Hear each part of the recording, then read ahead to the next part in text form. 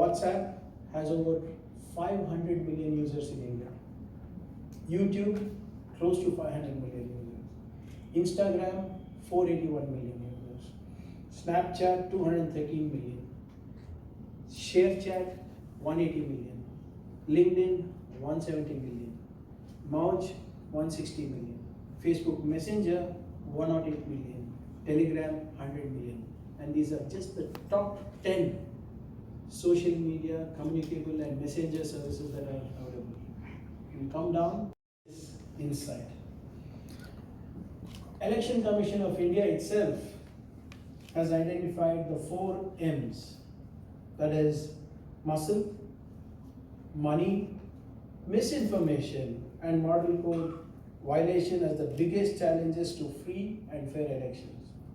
And more importantly, the Prime Minister of India, Mr. Narendra Modi, too agrees, surprisingly, and says that in a diverse society like ours, deepfakes can cause a big crisis. By the time the truth comes out, it becomes too late. And more recently, the Chief of Defence Staff, General Anil Chavan, said that 15% of Army's time during Operation Sindhu went into countering fake narratives. And this is the reality of a digital era, where lies can reach millions of people before even truth finds a voice. The reason I'm quoting these people, the top people in our ecosystem or in the hierarchy of our country and the democratic country of ours, is that we need to take it very seriously. If I say it, it becomes controversial. Like you said, I've spoken about it a lot, and I get a lot of backlash when I speak. I don't know why. But that's why I'm putting up a case in front of you where the CJI has spoken, where the CEC has spoken, where the CDS has spoken, and more importantly, the Prime Minister has spoken. So I hope that this itself is a use case. And why it is dangerous to India in particular. We are a nation of 1.3 billion people. Just look at our digital landscape. How is this information traversing across geographies, across states, across communities, social media?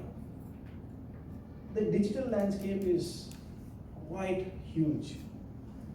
WhatsApp has over 500 million users in India.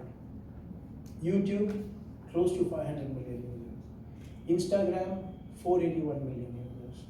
Snapchat, 213 million. ShareChat, 180 million.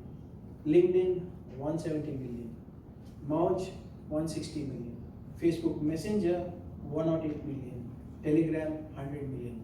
And these are just the top 10 social media, communicable and messenger services that are available. You come down, there are more. And the daily average time spent by an Indian on social media is close to around 2.5 hours every single day. And in India, the scale of the problem is alarming.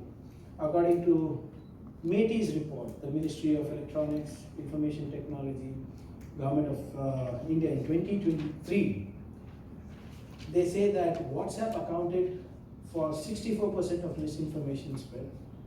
Facebook accounted 18% and Twitter for 12%, and this was 2 years back. 46% of misinformation in India is political, and in Karnataka, 46% of misinformation is about me. I don't have actual stats to back that, but I'm assuming so. 33% concerns general issues, 17% is religious in nature. And what is even more troubling is 88% of Indians admit to having shared misinformation or online news without verifying it. And more than half of them continue to do it frequently. And these are not the mere statistics, but they reflect on the erosion of our collective information ecosystem here. Misinformation has real world consequences. People think that they can say anything online and it does not affect them offline. It has destroyed economies, it has destroyed communities, and it has taken lives. For example, in Delhi riots 2020, Fake reports about attacks on religious sites circulated on social media led to the loss of over 50 lives. In the Bhima Koregaon case in 2018, we all know what happened in Maharashtra. And more importantly, here in Karnataka in 2017, the Paresh Mehta case, where falsehoods and doctored images triggered communal riots, communal unrest, the scars of which are still felt in the society in Karavali region and also in the political landscape of Karnataka. More recently, during the Pahalgam terror attack of 2025, AI-generated images, deepfake videos flooded social media within hours. During Operation Sindhu, fake videos, even fake video game clips were broadcast as real war footage by national media. Just imagine showcasing Counter-Strike as a war between India and Pakistan. And this is not with misinformation alone. I think this is just not misinformation alone. I think it's a weaponized deception that endangers public peace, national security, and institutional credibility. And we saw what happened during the COVID-19. 1 in every 4 Indians believed in false narratives that were floated about vaccines, about possible remedies, and that cost us lives. It hurt public health efforts that the governments were trying to do. And recently, even the Chief Justice of India, Shri B.R. Gawai, observed that judicial remarks are frequently distorted on social media, fueling hostility towards the judiciary. After an attempted attack on him, the Solicitor General confirmed that misinformation online was a key trigger. So when fake news begins to endanger our constitutional institutions, we cannot remain silent spectators. To act wisely, government must clearly define the course, and that's exactly what we are trying to do here. So when Sudhir said that we are in a draft stage and it's being discussed, everybody is very curious what Karnataka government is trying to do about a misinformation bill. But trust me, there's the problem that we wanted to sort out became more when so much misinformation about the misinformation bill went out. It was amazing. The problem that we wanted to solve just exploded because of misinformation. So what we try to do, I'll just explain it quickly to you in a couple of minutes. So we tried this during the parliament elections earlier. We ensured that we got in the best think tanks, we got in the best technology companies, we got in researchers, and the government wanted to understand what is fake news, what is misinformation. That's when we realized that it is wider and deeper than we understand. Information can be classified into various buckets. First is misinformation. Misinformation means incorrect information shared carelessly or incorrectly, harmless, innocently. Example, you must be getting every Republic Day and every August 15th, you'll be getting that Jana Gana Mana, our national anthem, is considered the best national anthem by UNESCO. Harmless. It's just a forward. I got it, I sent it to somebody, harmless. Disinformation is the second bucket, is what we're trying to figure out is disinformation. I mean, false information created and shared deliberately to mislead. I'll give you local examples, not global examples, things that the government has experienced.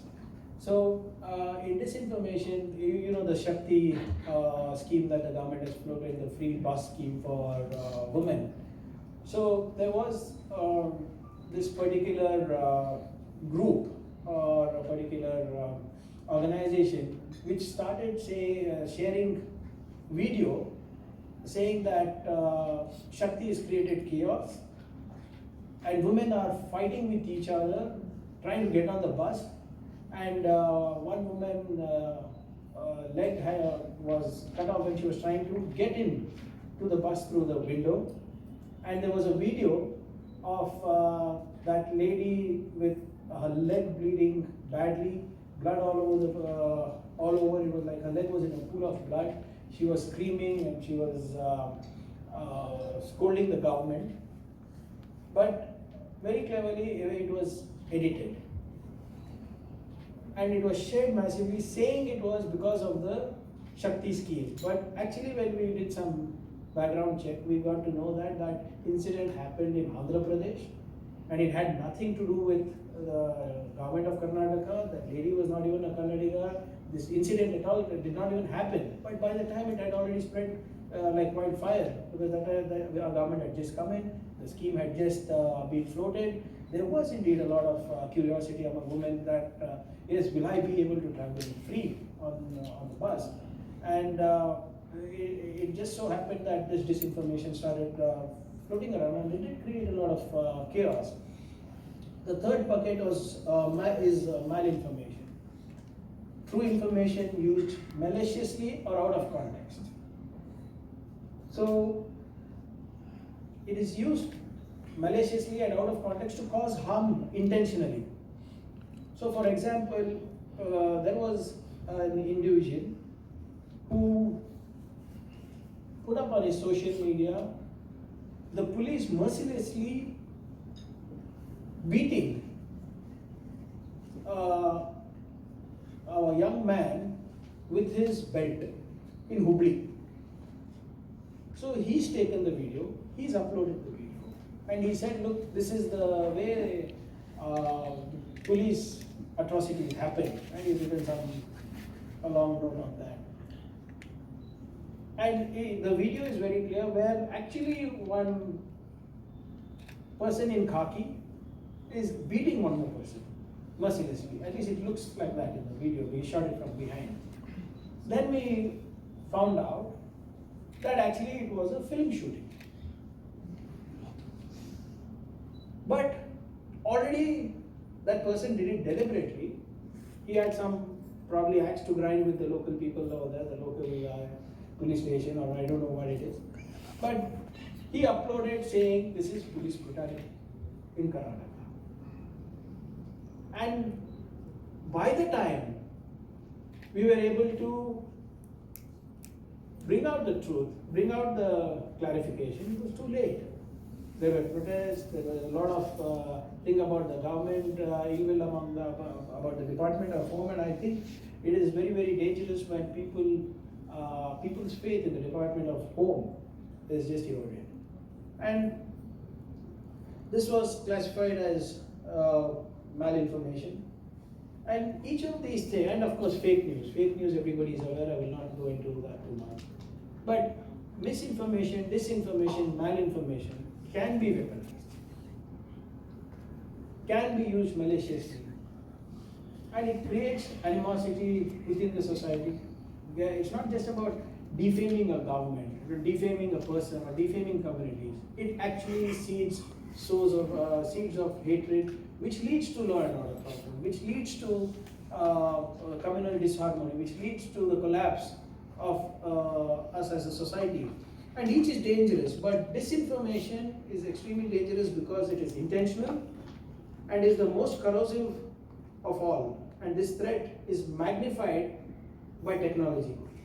And especially now, as most of you are aware here, that with cheap and accessible tools, and especially now with the advent of accessible and affordable AI tools, anyone can now create deepfake videos, cloned voices, and fabricated documents that appear entirely authentic.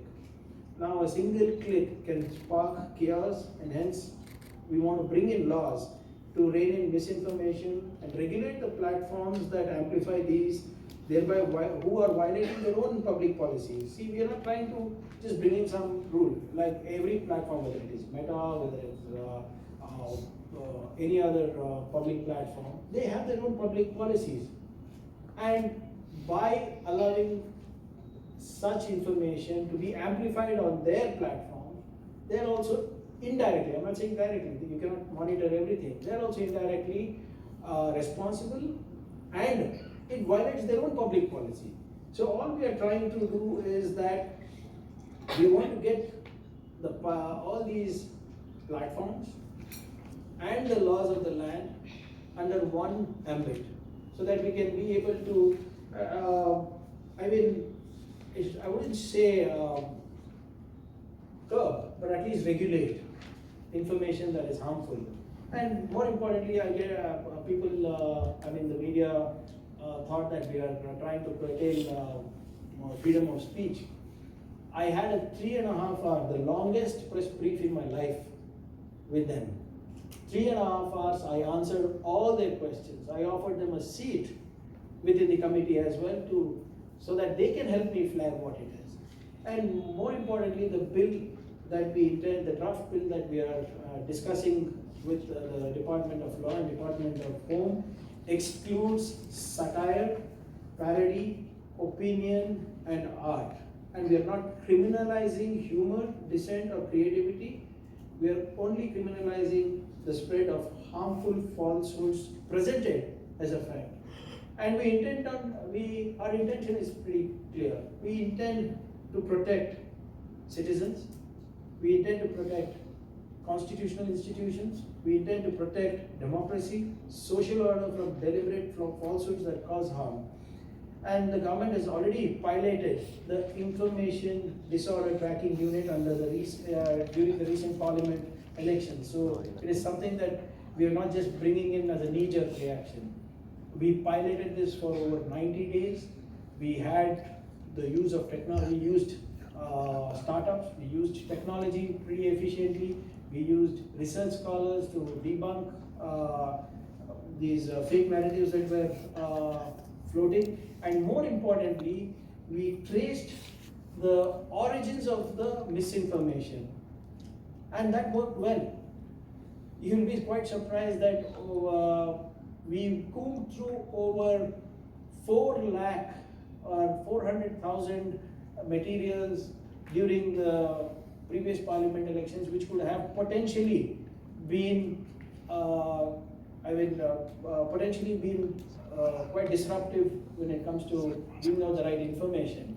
So out of those 400,000 that we combed through, maybe around 500, and if my memory serves me right, is around close to around 637 or 737 of them were very serious in nature, out of which we filed 30 criminal cases and 18 cases that are actually going on right now as well. So there is a lot of information that is available online. There's a lot of information that flows in. We need to ensure that we bucket it in the right way, and we ensure that if it is if that information is actually creating law and order issues or creating animosity, we put it under that BNS, the rule that comes in, and then we take legal action. Nothing is going to be done in an arbitrary manner. Everything is going to be done as per the law of the land. And I think the key to all this will be verification and verification of the information by credible institutions, professional bodies, and technology, more importantly. And our approach is based on accountability and not censorship, and the focus will remain on tracing misinformation to its source. And we want to align with the global best practices and the best policies, but with safeguards that preserve India's constitutional commitment to free speech. Lastly, misinformation and fake news kills trust, and sometimes it kills people too. It weakens democracy, distorts debates, and divides societies. Our intent is very clear. It is to put falsehoods on trial. Our information and our intent is very clear. Like I said, we want to put the falsehoods on trial, not opinions. A lot of people have a lot of questions about what is coming up. And we want to actually name, shame, pull up people who deliberately mislead the public. And our intention is not to pick on those who question or criticize the government. Our intent empowers citizens to live in an information environment built on fact, responsibility, and trust. And we want to ensure that the truth travels faster than lies. And more importantly, trust triumphs over fear. So the misinformation bill that all of you are looking forward to in any which way, whether you want to welcome it or whether you want to battle it, will be up and running probably by next month. Hopefully, I'm hopeful that during the next Belgavi session I will be able to pilot that bill, and I'm the bill has been not drafted in silos. We have taken the best of the legal experts' opinion. We have taken the Department of Home's opinion, and more importantly, we want to ensure things are done legally. Things are done within the ambit of law. Things are done within the ambit of the Constitution of India. And more importantly, it's very, very important. I personally feel like it's very, very important that this bill or regulations come into force to ensure that we all build a society where we can concentrate on prosperity, where we can concentrate on building economies, where we can concentrate on creating more employment. We create a society where there is scientific temperament, and where there is scientific temperament, that's where the progress is. So the government of Karnataka's intention is very clear, and intent is to ensure that we have the best possible environment for truth. We have the best possible environment to leverage technology to debunk misinformation and fake news. So thank you all for your attention, and thank you for your invitation to be here. Looking forward to your questions. Thank you.